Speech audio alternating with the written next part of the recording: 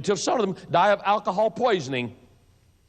And it showed what happened in these binge parties. And I was glad that I was alone. I would have been embarrassed had my Peggy been there to watch. It was sickening. And I'd have turned it off, except I wanted to bring you folks a little bit of a report tonight.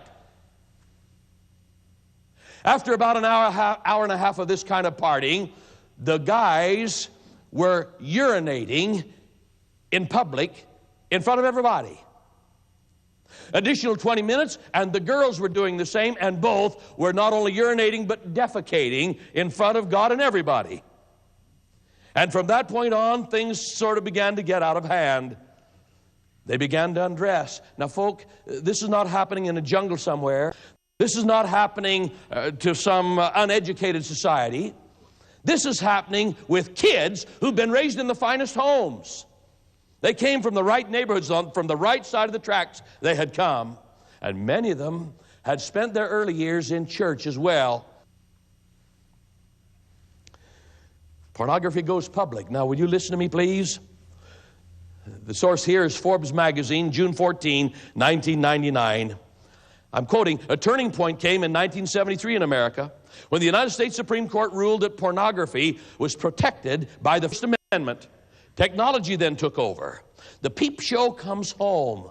The VCR, pay-per-view, and the internet will allow us now to watch erotica in our own bedroom or in the den."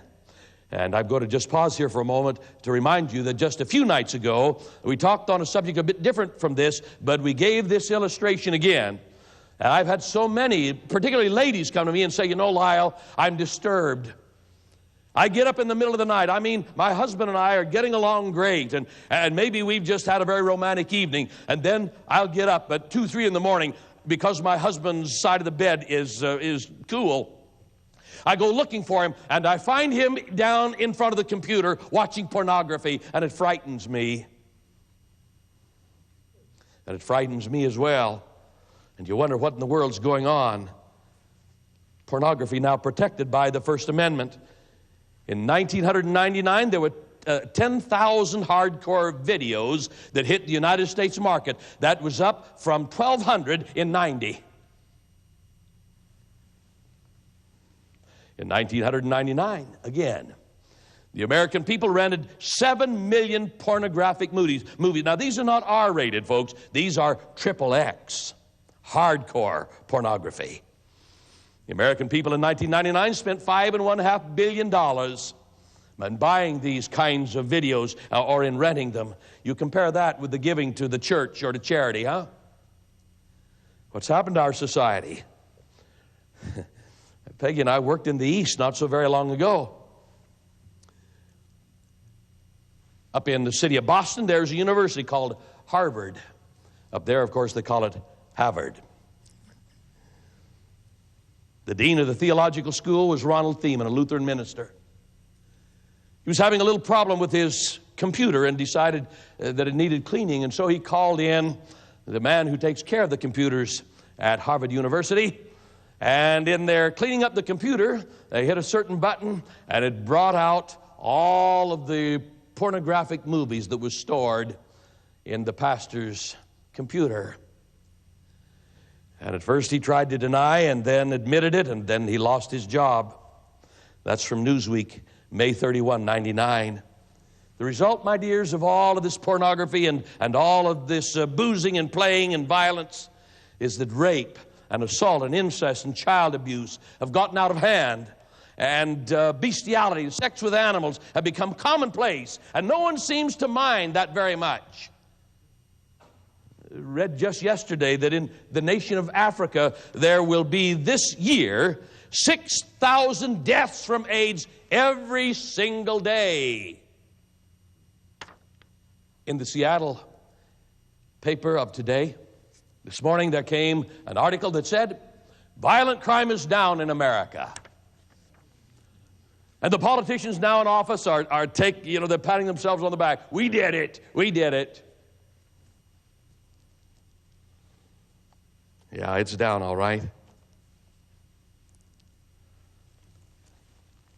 Let me tell you a little bit about how it's down. It's down now to 20,000 murders per year in the United States. That's 55 per day, one for every state and a good little bit left over. But then if you read the fine print, the article goes on to say that in the age group from 14 to 17, the murder rate is double what it was 5 years ago. One of the most heartrending scenes in the United States is that of the kids, hardly out of their teens, being jailed and being sentenced as adults, tried in the adult court. What kind of an age have we come to, we wonder? I want you please now to turn in your Bibles to 2 Timothy chapter 3. 2 Timothy chapter 3. And we're going to find exactly the kind of an age that we've come to. Here God is speaking through the Apostle Paul as he writes his final letter to the young preacher Timothy. And in predictive prophecy, he spells down what it's going to be like just before Jesus comes back. 2 Timothy chapter 3, and I'm going to begin to read the first verse.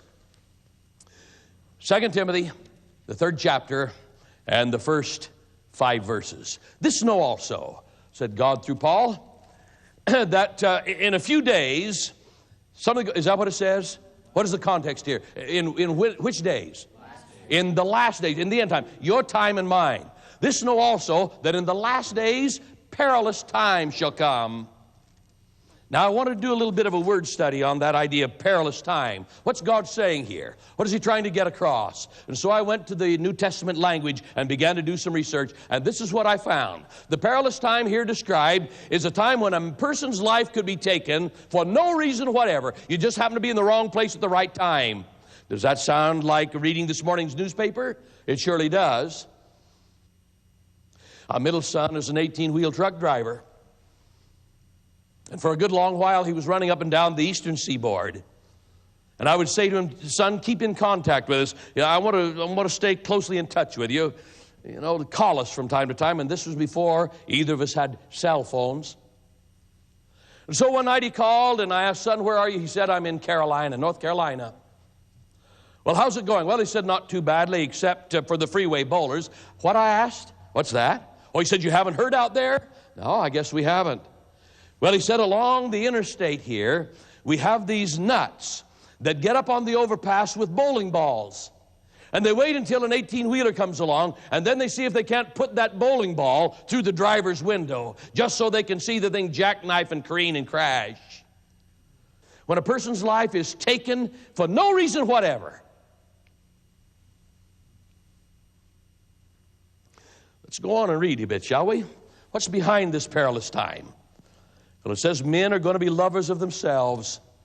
Have you ever seen a time when folks paid more attention to self? More primping in front of the mirror, more spending on clothes and what they drive, and more advertising that appeals to that egomania. Have you ever seen such a time?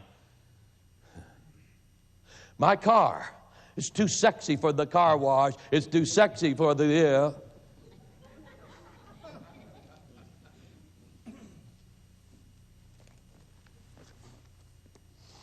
lovers of themselves, covetous, and boasters. Oh, well, now wait a minute. God gathered his children at the base of a mountain. They and their forebears had been in bondage for more than 400 years down in Egypt. He'd sent a couple of brothers, Moses and Aaron, to confront the Pharaoh. Let the people go. And the Pharaoh one day said yes, and the next day he said no, and the next day maybe, and then never. And then the plagues began to fall, and the Pharaoh said, all right, get out of town, get out. And as soon as the children left, he began to chase them with his army. And you know the rest of the story. The army was drowned in the sea. And now God's children with their leaders, Moses and Aaron, are on the Sinai Peninsula. And they have God's pillar of fire above them every single day, and his pillar of fire by night, his pillar of cloud by day, a continual reminder of the presence and the care of God. And when they run out of groceries, there falls every morning manna.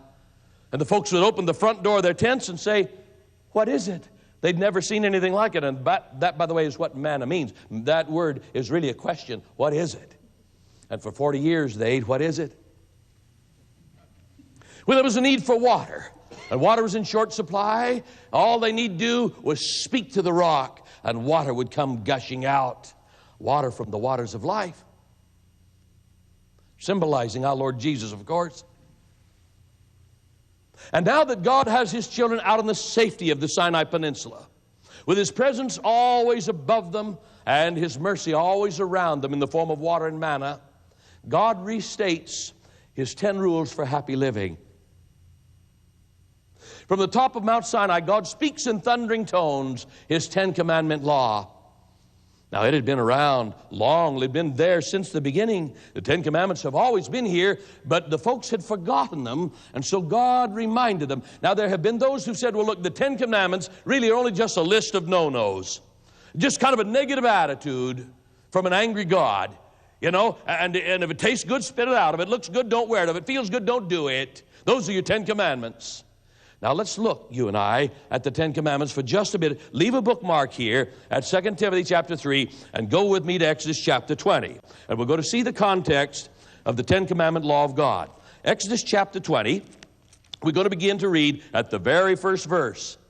Genesis and then Exodus. And by the way, the name Exodus means the way out. Out, hadas, from the Bible. Road, the road out, the road of deliverance. All right?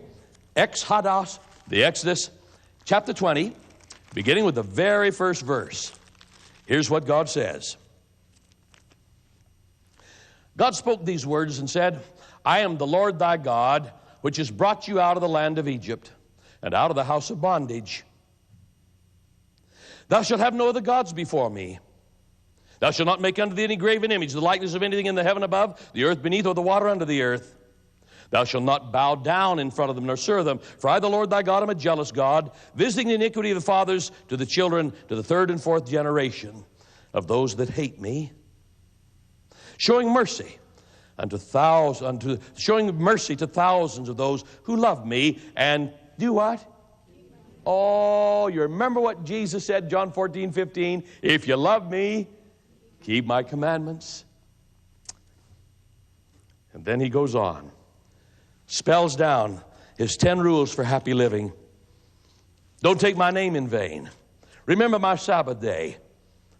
And honor your father and your mother. And don't kill. And don't commit adultery. And don't steal. And don't lie. Don't covet. Don't